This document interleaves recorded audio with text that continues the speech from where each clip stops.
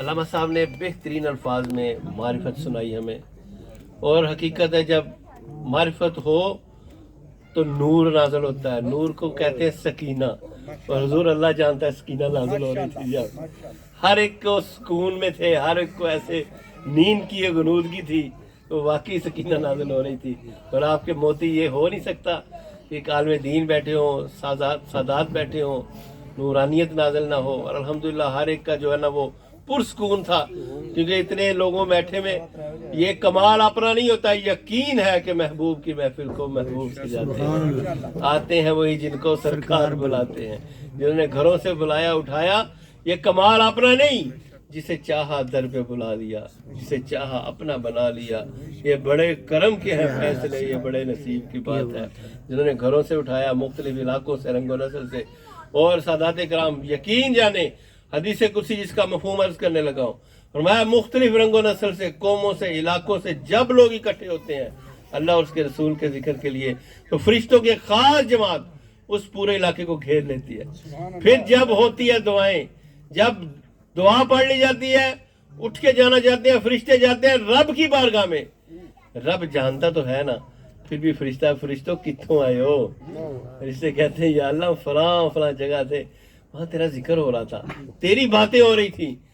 اللہ فرماتا ہے اچھا مجھے دیکھا ہے پھر انہوں نے اس لیے باتیں کر رہے ہوں. نہیں یا اللہ دیکھا تو نہیں. چاہتے کیا ہے؟ وہ جنت چاہتے ہیں. جنت میں رکھی ہوئے گی انہوں نے. نہیں یا اللہ جنت بھی کوئی نہیں رکھی. ڈرتے کس چیز سے؟ پناہ کس سے مانگتے ہیں؟ یا اللہ جہنم سے. پھر جہنم دیکھی ہوگی. نہیں یا اللہ دیکھی تو جہنم بھی نہیں. فرشتوں گواہ تم ہو جو میں سب نہیں معاف کر دیتا، سب کو معاف فرما دے. کیونکہ یہ فرشتے تھے، جب آدم علیہ السلام کو اللہ نے بنانا چاہا تو فرشتوں نے کہا یا اللہ یہ خون ریزی کریں گے، یہ فساد پھیلائیں گے. اللہ نے فرمایا جو میں جانتا ہوں وہ تم نہیں جانتے. اس لیے جب بھی جہاں بھی لوگ اللہ کے ذکر کے لیے، دیکھیں اتنے لوگ دنیا میں کسی مجمع میں اکٹھے نہیں ہو سکتے، اور اکٹھے ہو بھی تو باتیں ختم نہیں ہوتی. لیکن حضور کا ذکر، اللہ کا ذکر ایسا ہے ہر دل میں سرور آتا ہے، ہر دل میں نور آتا ہے. نور آئے پھر سرور آتا ہے، سرور آئے پھر شعور آتا ہے، شعور آئے پھر حضور بھی آ جاتا ہے. یہ نہ سمجھو وہ آئیں گے تو ٹھہریں گے کہاں، وہ تو خوشبو کی طرح ہر دل میں اتر جائیں گے. دل ٹھکانہ میرے حضور کا ہے. اس لیے یہ اللہ کے ذکر سے کیا کرنا ہوتا ہے؟ دل کو صاف. میرے آقا نے فرمایا پورے جسم میں ایک گوشت کا لوتھڑا ہے، اگر وہ تیرا صاف ہو گیا سمجھ سر سے پاؤں تک تو صاف ہو گیا. وہ دل ہے. جب دل اللہ کی یاد سے غافل ہو جائے پھر مسئلہ بن جاتا ہے. دل جب تک اللہ کے ذکر میں رہے، یہ میڈیکلی میں نے ڈاکٹری پڑھی، میڈیکلی طور پہ دل ایک ٹینکی کی طرح ہے. ایک ٹینکی جو ہے نا پانی ہو صاف تو ٹوٹی کی بجائے ڈک بھی لگا لو نا پانی صاف ہی آئے گا. ٹینکی ہی گندی ہو، ٹوٹی سونے کی بھی لگا لو پانی گندا ہی آئے گا. دل یہ کہتے ہیں باروں مال تو نہیں ہے.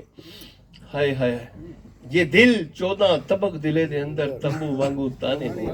دل دا محرم کوئی نہ ملے سو ملے تو رمز پہچانے ہوں. ہم جسم کی بیماری کے لیے دوڑتے ہیں ڈاکٹروں کے پاس، حکیموں کے پاس، آؤ یہ ہمارا علاج کرے. دل کی بیماری بھی ہے، یہ حسد ہے، بغض ہے، کینہ ہے، یہ اللہ کے ذکر سے غفلت ہے.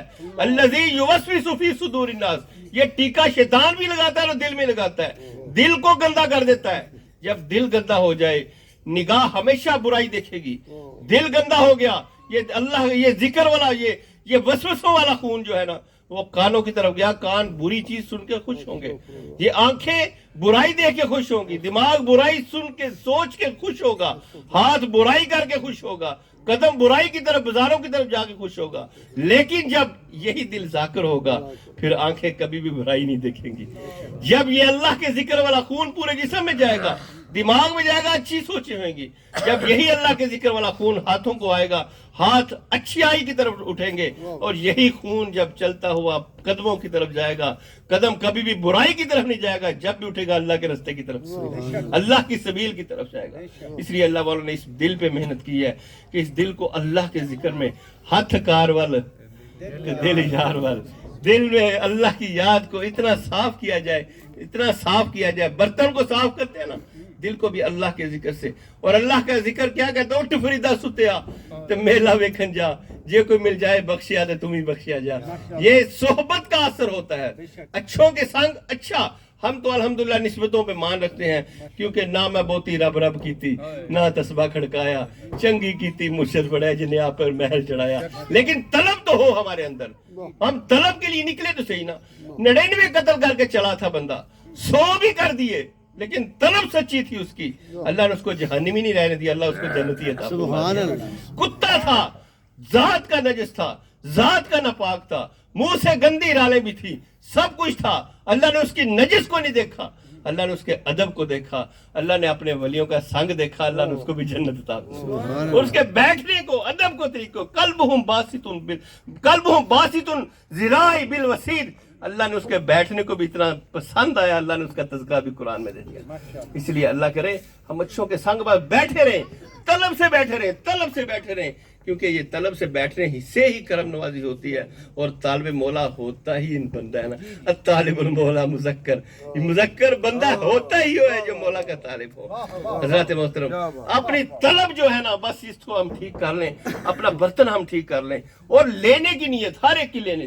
آج ہر کوئی دینے کی نیت پہ ہوتا ہے. آج فیس بک دیکھیں, آج جتنا بھی سوشل میڈیا ہے, ہر کوئی دینے کی نیت سے ہے. لیکن کاش ہم کسی کے سامنے برتن کر کے تو دیکھیں نا.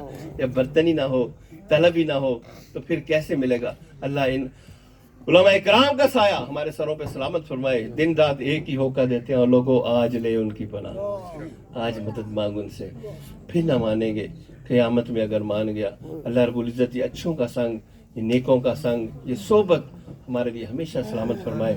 لیکن جو صحبت اچھوں کی لگ گئی, جو اچھوں کے لڑ لگ گیا نا, کرم نوازی اسی پہ ہوتی ہے. اور ادب, یہ ادب کا سلیقہ جو نا, یہ ہمارے بڑی ماشاءاللہ اتفاق شاہ صاحب نے, حضور زہر شاہ صاحب نے, آپ نے ادب کے بارے میں بڑی باتیں بتائی تھی. الحمدللہ میں نے بہت کچھ سیکھا ان کی باتوں سے, کہ ادب ہی اصل چیز ہے. جب تک ہم ابد فرمایا جو بڑے کا ادب نہیں کرتا, چھوٹے میں شفقت نہیں کرتا, فلیسا منا, وہ ہم میں سے نہیں.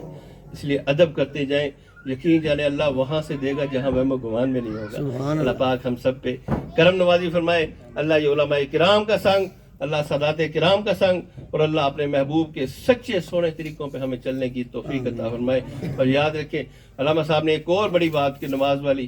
شریعت, پیری مریدی جہاں مرضی ہو, لیکن شریعت کا تارک کبھی بھی پیر نہیں ہو سکتا.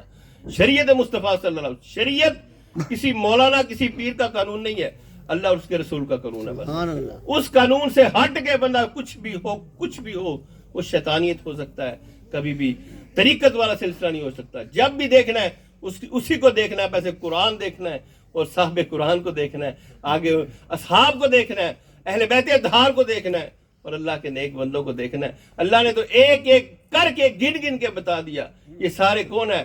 وَمَن يُطِعِ اللَّهَ وَالرَّسُولَ فَأُولَٰئِكَ مَعَ الَّذِينَ أَنْعَمَ اللَّهُ عَلَيْهِمْ من النبیین والصدیقین والشہداء والصالحین وحسن اولئک رفیقا. چنگے سنگ کتوں لبنے جے, ویکھو اللہ نے قرآن چ دس دتا, آؤ لاؤ انہاں نال چنگے سنگ لبنے تے.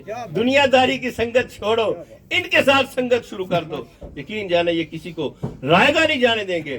یہ سنگ چلتا چلتا اچھے سنگ ترے, کل قیامت والے دن بھی یہ ہوگا. کہاں ہیں وہ لوگ جو دنیا میں اللہ کی رضا کے لیے ملا کرتے تھے. آؤ آج اپنے سنگ انہی کے ساتھ, یوم ندعو کل اناس بامامہم, کل کو بلایا جائے گا. جدھر پیچھے نمازہ پڑھتے ہو آجو, جس کے پیچھے جمعہ پڑھا کرتے تھے آجو, جس کے پیچھے ساتھ بیٹھ کے اللہ کا ذکر کیا کرتے تھے آجو. ایسے ہی بغیر حساب کتاب جنت میں داخل ہوگا. اللہ یہ سنگ ہمیشہ سلامت فرمائے, اس صحبتیں بھی سلامت فرمائے, اور اصال ثواب کے لیے بھی تھا. اور حضور غوث پاک آپ کی جو ماہانہ گیارہویں شریف ہوتی ہے, اس کے لیے بھی ہم سارے ہاتھ اٹھاتے ہیں. اور خصوصی دعا تو حضور شاہ صاحب بھی فرمائیں گے. ہم سارے ان کی دعا پہ آمین کہتے ہیں. آمین آمین آمین. اللهم صل على سيدنا محمد وعلى آل سيدنا محمد بعدد كل ذرة مئات ألف مرة بارك وسلم عليه. مولاي صل وسلم دائما أبدا على حبيبك خير الخلق كلهم. ہمارے سب کے مہربان اللہ اپنی پاک اور عظیم بارگاہ میں جتنے بھی حاضرین ہیں, منتظمین ہیں, سب کی محبتیں، سب کی حاضریاں قبول فرمانا۔ استقامت ایمان کی دولت اپنے خزانوں سے ہمیشہ کے لیے عطا فرمائیے۔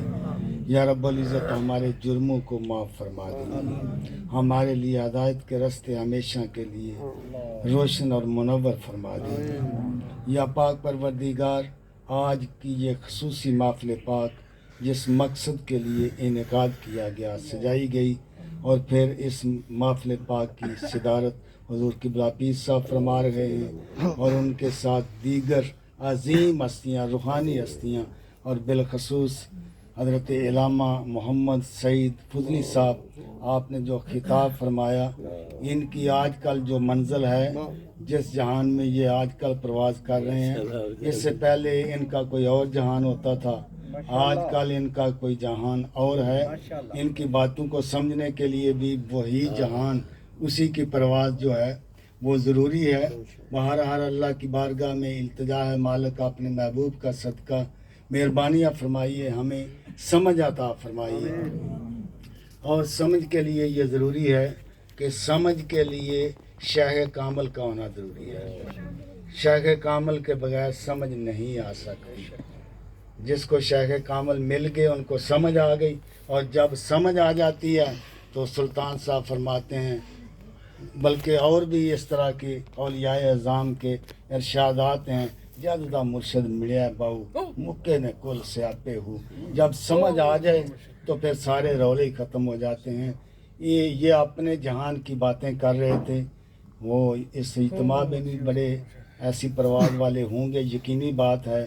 اللہ رب العزت کی بارگاہ میں التجا ہے، اس محفل کے تمام فیض و برکات جناب پیر محمد عرفان صاحب کے والد محترم ان کے لیے ایصال کرتے ہیں، اور ان کے دیگر جتنے بھی اس گھر سے تعلق رکھنے والے اس دنیا سے پردہ فرما ہیں، قبلہ پیر صاحب کی موجودگی میں، ان کی صدارت میں، ان کی رفاقت میں، ان کے سائے میں، مالک آپ کے محبوب بندے کی رفاقت میں، ان کی سنگت میں، ان کی صحبت میں بیٹھ کر ہم آپ کی بارگاہ میں پیش کرتے ہیں، قبول فرمائیں۔ عرفان صاحب کے والد محترم، دیگر جتنے اقربا اس دنیا سے چلے گئے ہیں، ان کو ہمیشہ کے لیے جنت الفردوس کی بہاریں اور رونقیں عطا فرمائیے۔ رب العزت آج کی محفل پاک یہ خصوصی طور پر جو ہر ماہ جس یاد کے ساتھ وابستہ ہے، حضور جناب غوث اعظم پاک رضی اللہ تعالیٰ عنہ و رضا، آپ کی بارگاہ عظیم میں دست بستہ یہ تمام فیض و برکات، تمام کلمات طیبات پیش کرتے ہیں، قبول فرما لیجیے۔ مالک الملک اپنے خزانوں سے ہمارے حال پر کرم فرمائیے، جو لوگ بیمار ہیں ان کو صحت عطا فرمائیے، روحانی جسمانی صحت عطا فرمائیے، دینی دنیاوی خوشحالیاں عطا فرمائیے۔ صلی اللہ تعالیٰ علی خیر خلقہ و نور عرشہ و زینت فرشہ و آلہ و اصحابہ اجمعین۔